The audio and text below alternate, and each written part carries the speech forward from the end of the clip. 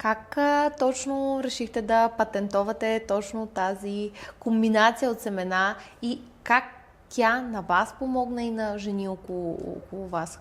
Ами реално на мен ми се върна цикъл и ми стана 28-32 дни, който е нормално. Моят цикъл, както казах, беше 3-4 пъти в годината и от 2 години и половина аз имам редовен цикъл, който за мен първи път беше. При мен бях така.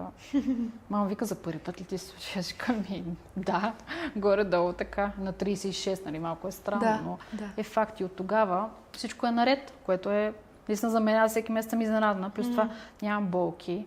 Нали, много рядко нещо, ако не съм спала добре или съм била по-стресирана. Тук, докато правихме ремонта на помещението и двете с Мария ни закъсня цикъла, но това беше заради целият този стрес, нали? Патентовахме продукта, защото искахме да направим продукт, който е лесен. Точно за това, което каза ти, да не следиме кой ден е, какво се случва и така нататък. Просто всеки ден да имаш и малък ритуал, към който да добавиш нещо вкусно, някаква вкусна добавка като храна към храната си и да се чувстваш добре, защото тези семена, те са изключително вкусни. Това не го казваме ние, го казват жените, които го консумират. Да, имаме много фидбек, че са супер вкусни, което не беше, как да кажа, умишлено. Да, не беше умишлено, но е факт, че е така.